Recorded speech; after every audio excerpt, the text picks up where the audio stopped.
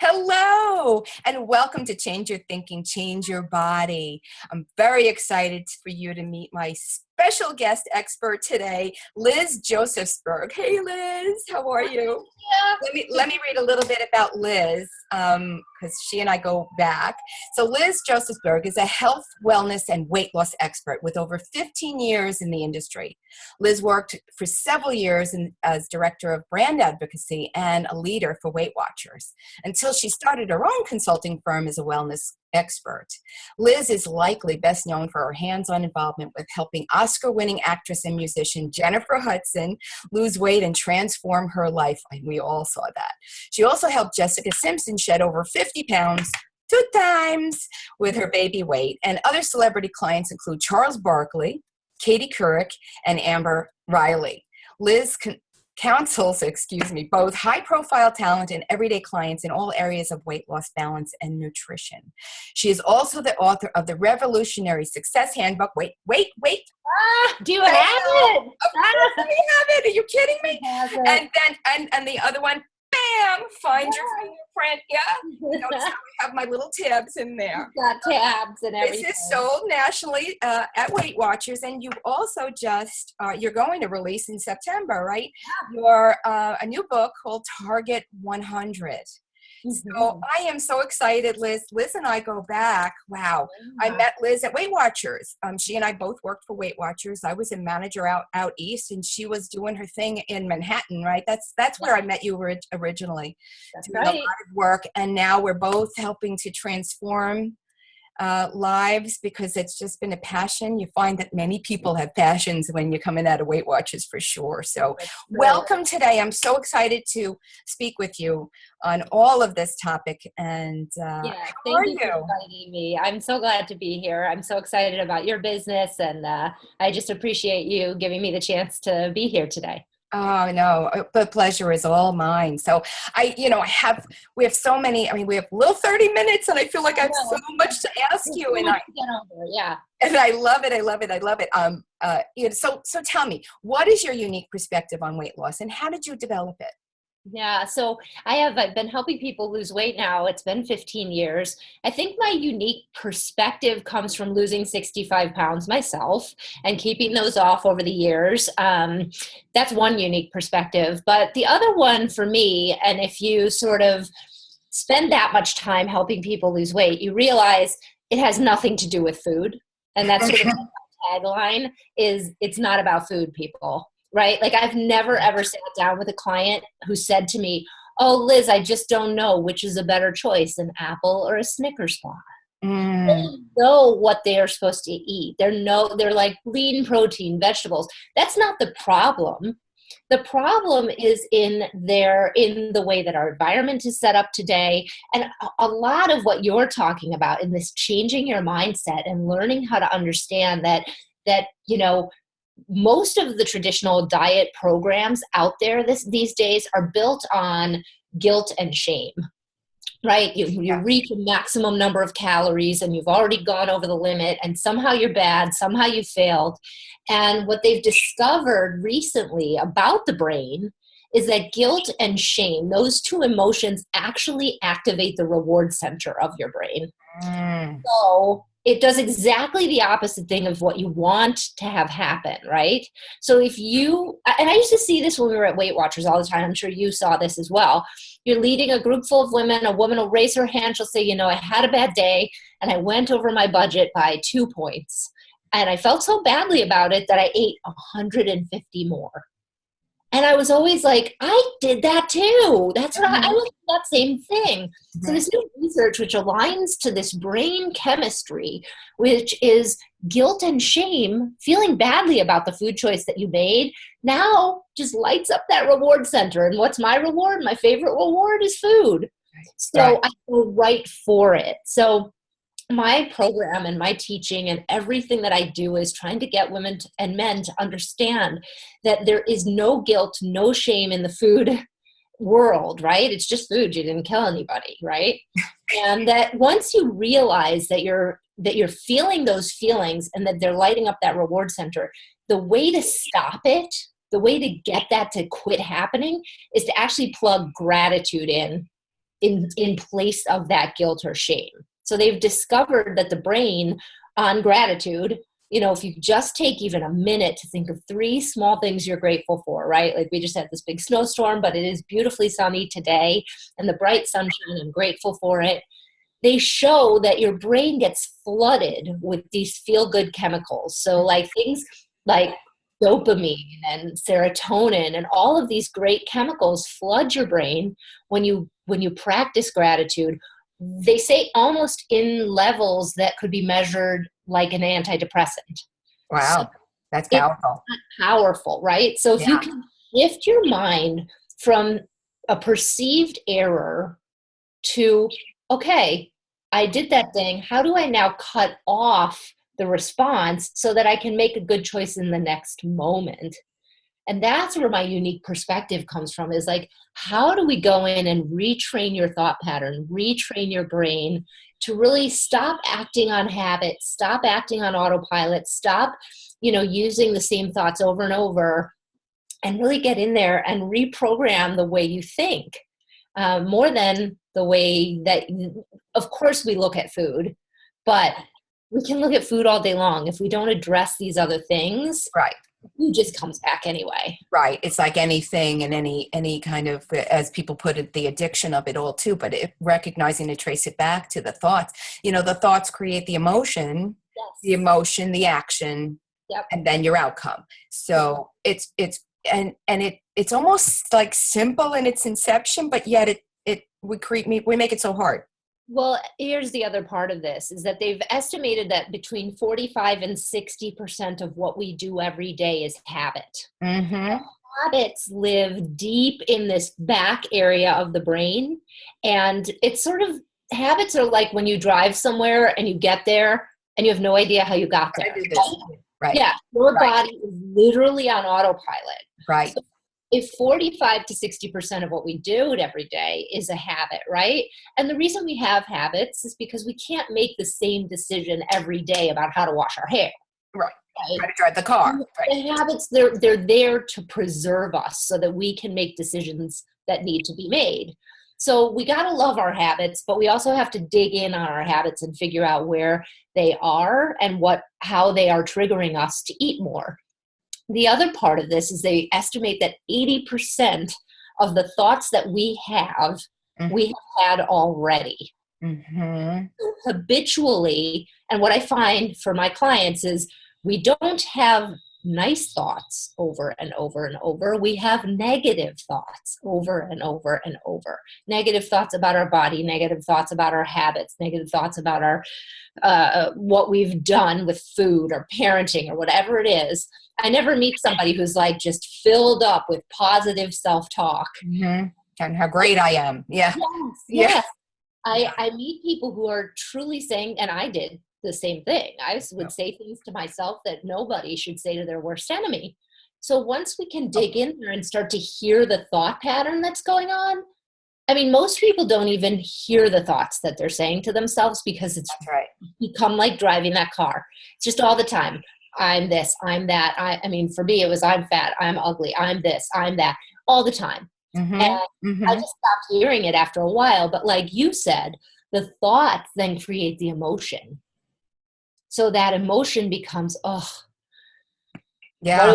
what do I have to live for anyway? I may as well feel better for one little small minute. I'm going to take in some chocolate and I'm going to escape those thoughts. I used to say a lot at meetings, it's comfortable in the discomfort of it all because it's a habit I know.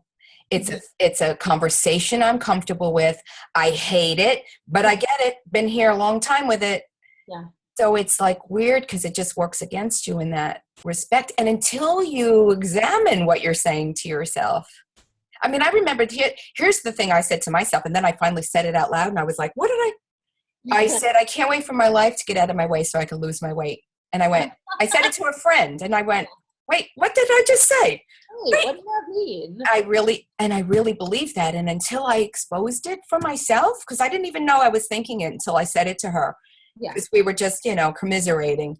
And it was the life-changing moment for myself. I was like, oh my God, what else am I thinking about? So yeah, and it really was a decision to then look at the thoughts because it doesn't have to be that hard, right? Are you finding that that shift? Absolutely. Well, and so if you go a step further with that, I help people take the autopilot habits. And what I actually do with people is I sit down with these, private clients, and we go through 1 week of their life. And I don't need a meal plan. They don't need a secret, like crazy, like system. As they say, they know I should probably have like an egg and maybe some spinach for breakfast and a slice of whole wheat toast. Like there's no one out there who couldn't tell me 3 or 4 healthy breakfasts that they even like. Right. So Sure. the majority of my work is working with them to outline what those breakfast, lunches, dinners are that they love. Not mine, not from a meal plan, not from a magical source of a carb combination that they need to eat. Yeah. It's not like that. If you just have those breakfast, lunches, and dinners sort of laid out in front of you, and then we go through your week and we look day by day, okay, where are we going to put your exercise in? Where are we going to put in, okay, so you have a celebration on Saturday. Let's, save dessert, save wine. Let's move it all to Saturday. These other days, you're just working, coming home, eating dinner. We go through it. And what that does, again, it's all this mind chemistry science. Right. It moves it from the habit place into this frontal cortex, which is the decision-making area of the brain.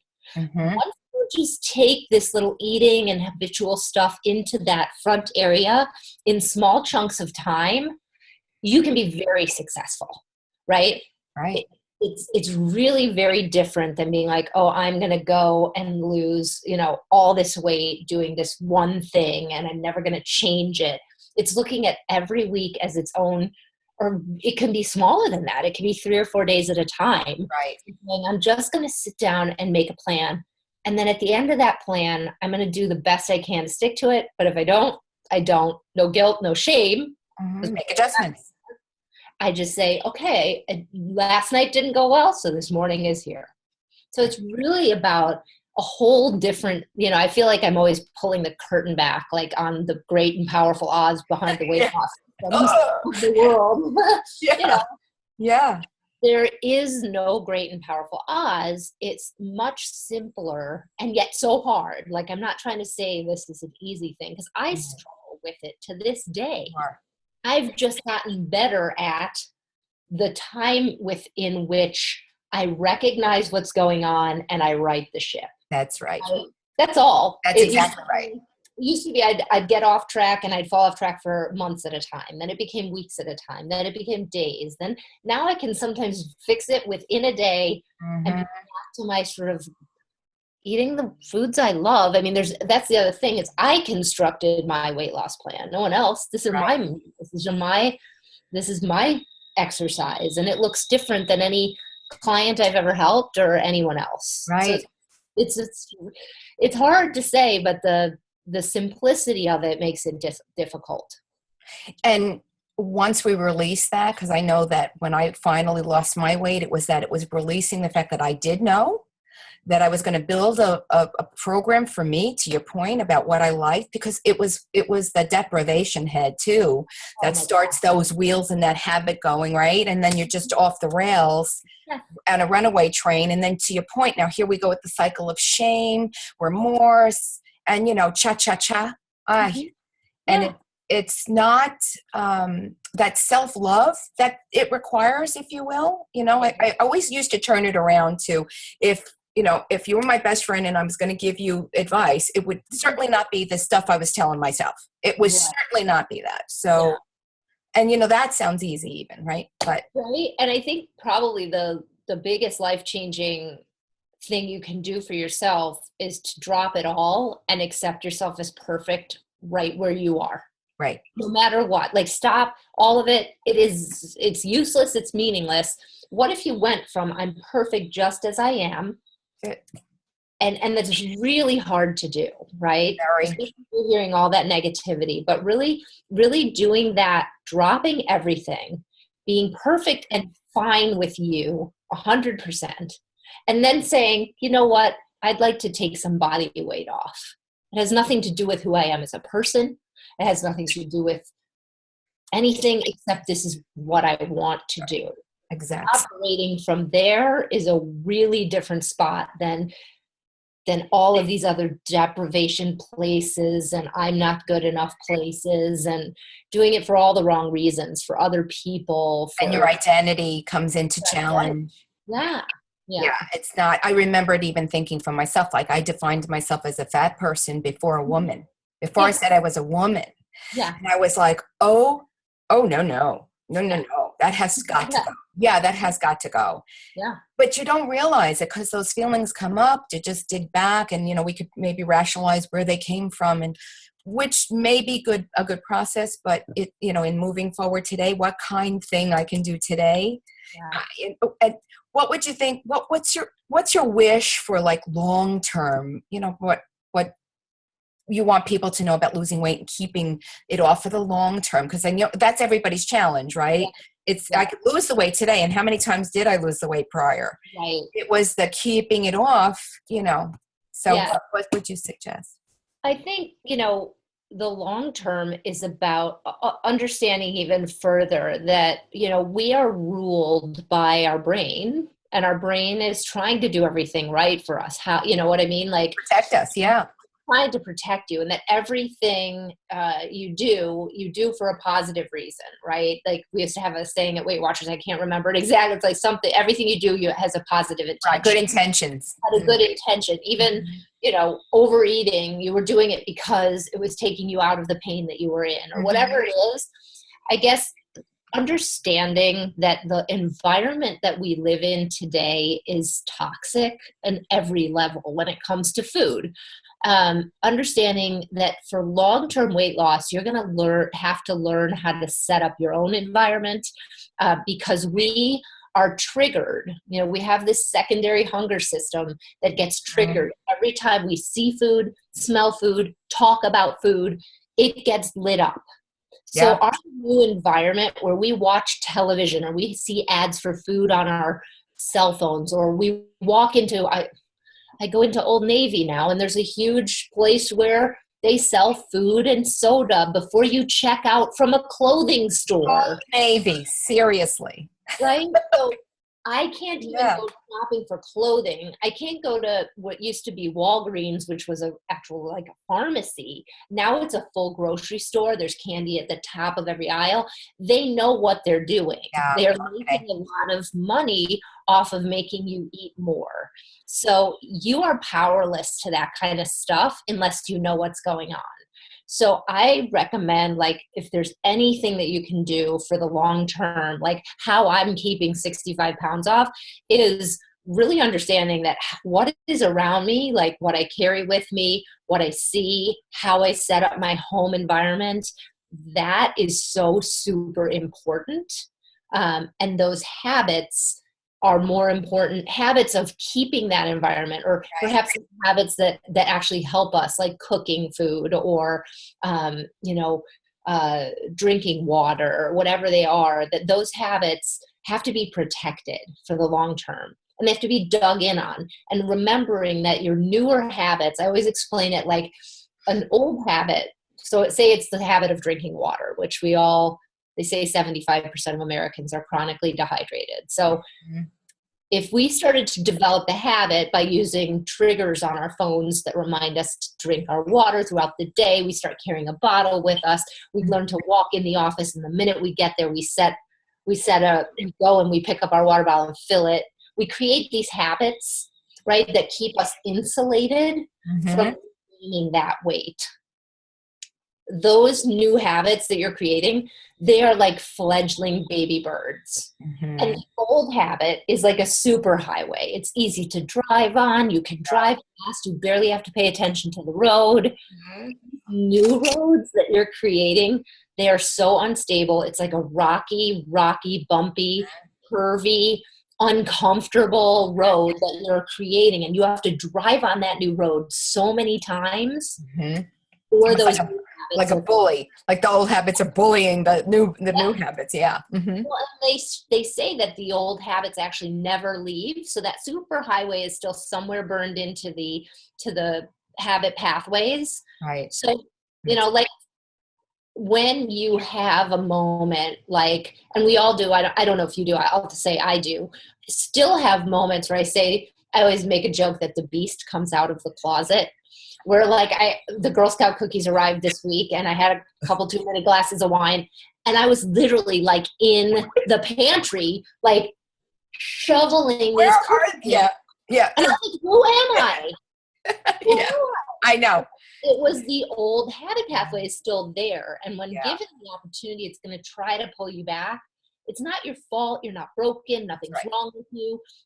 I just laugh about it now. I'm like, that's so crazy because that's who I used to be. I would sneak eat food. Yeah, I would go in the pantry. I would close that door. It was always after a couple glasses of wine that it just got out of control. the resolve was weak. Mm-hmm. Yeah. So And you I know just, what I used to say? I used to say, not to interrupt, I used to say, but like I'm hiding from people, but I'm still in the room. And then yeah.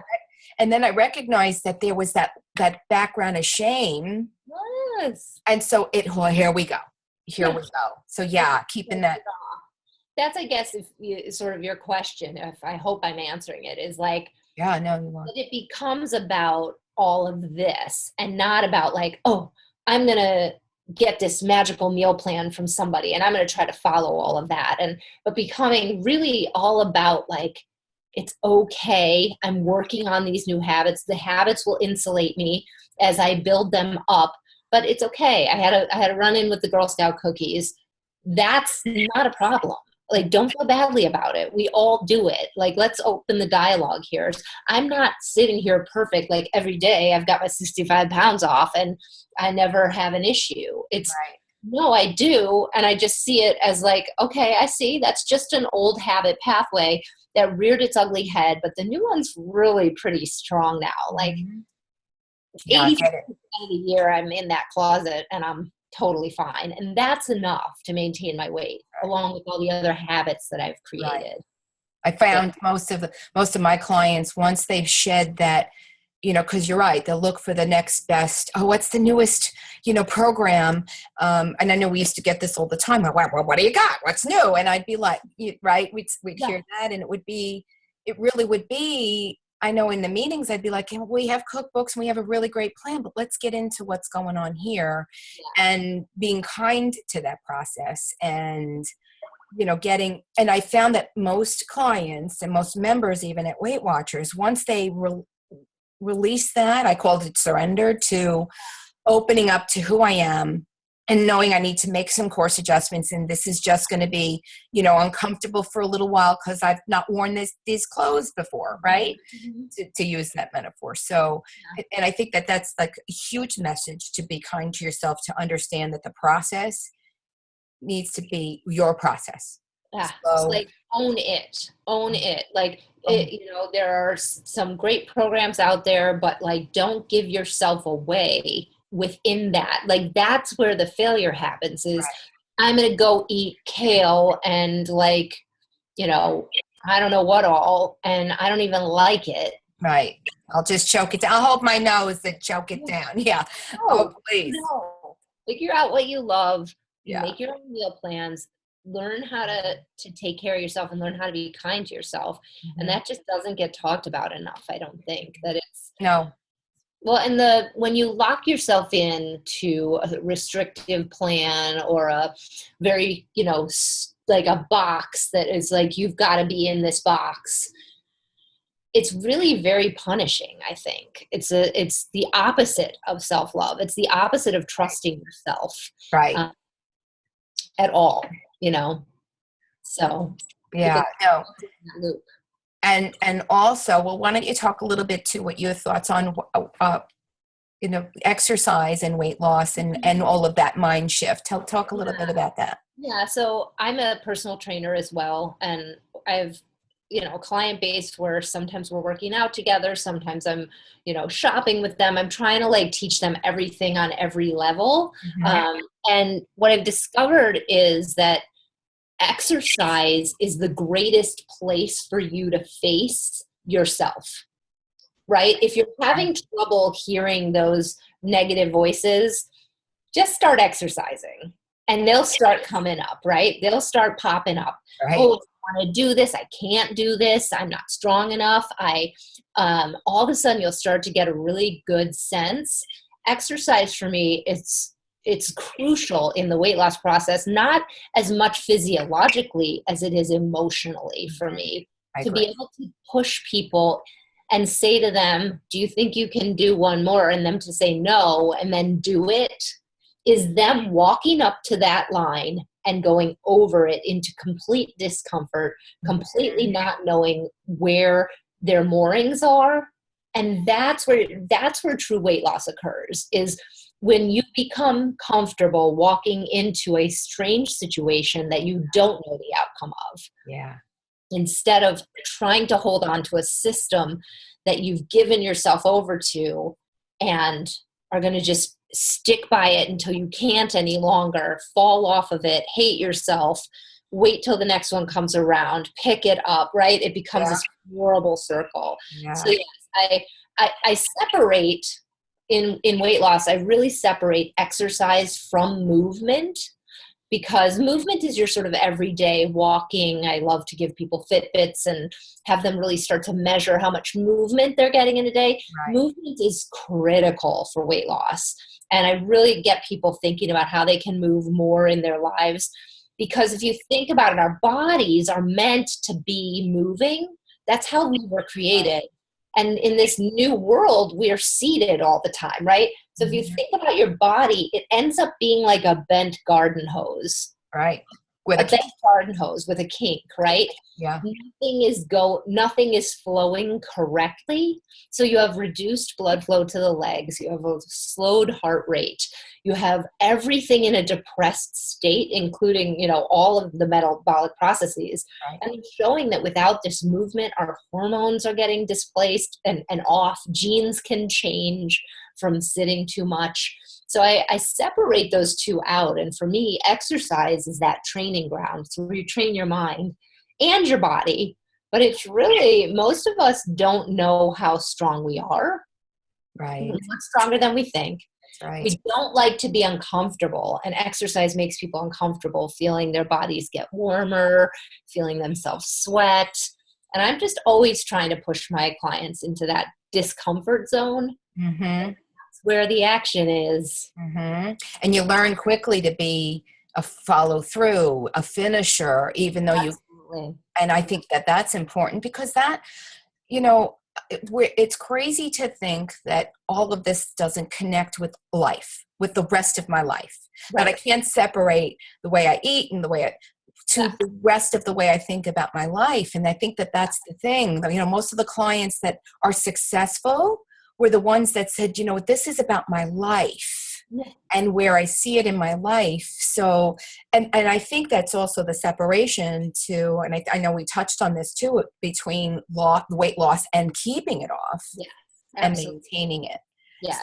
So that's a great place to be with how you manage with your clients too, to push them in a physiological, because it ultimately kicks into the psychological. Absolutely. Well, and then there are just endless brain benefits, right? If we were looking for that serotonin and that dopamine or that payoff, all of it happens physiologically as well throughout the day. So you'll often hear people report that they have much fewer cravings for food, much fewer negative thoughts throughout the day if they can get up and get that exercise in. Right. And it's hard to teach people that, like, these are skills. These are learned skills. Being a finisher, it's not, you weren't just born one or not born one. You learn to be a finisher. Right. And you learn to be a finisher and you learn to be successful by having an integrity with yourself. That's where most of my clients come in, and it's very difficult. It often has a lot of tears to realize that at some point along the way, I was happy to make promises to other people. But when it came to me, whenever I would say I would do something for myself, I always gave in on it. Mm-hmm. And I just had no integrity. My core piece was broken. Right. That's right. Getting people to stick to their promises to themselves. That's right. Is probably the biggest piece of work that I end up doing. I think I would wholeheartedly agree. And I think that was exactly what I alluded to in terms of like I'm in the room eating cookies by myself and I'm still in the room. Totally. All of that, because it will spill into, I bet you if I examine the rest of my life, how I parent, my relationship, I'm compromising myself again there. And we're never bringing our full potential to the table then. That's how I reframed it. This is my full potential. You deserve to have all of me Mm-hmm. and knowing me. Yes. And that what a different shift in thinking. And sometimes so hard, isn't it, to, if you've been a mother who nurtures, you've told yourself, I should come last. I don't know who tells you that, right? No, we decide these things. These are stories that we make up. Make up. We make them up and we tell them to ourselves over and over and over and over. And over and over again. And how's that working for you? Yeah. Until you can drop the stories or the projections and be in the moment, which is very hard to do, which is another piece of what I teach and I force on my clients is meditation. Mm-hmm. Until you can stop the tapes, until you learn to quiet the mind just a little bit, until you start to be able to stop it in slow motion and say, I was about to say that thing again and not do it, move it over here. That's it. It's, again, it's into, I love where you're going with this, is that holistic piece, because for me, what I see in my clients' lives is not that they just lose weight. Like some of my clients have started playing piano that they gave up when they were 6. I have a woman who's going to start singing and then wants to write a novel. And now she's keeping these promises to herself. And it's not about the weight alone. I almost hate putting myself in that box of being an expert because, and I can't tell people this when I come in. What's so interesting is for so many people, I have to come in through nutrition, but I end up where we are now within a, very short period of time, they recognize, oh, okay. I see. This is like everything gets better in my life. Everything. Sure, my clothes are fitting better and I'm feeling more confident, but no, I'm doing the things I said I was going to do. That's right. You uncover, I always say it's you who will be found.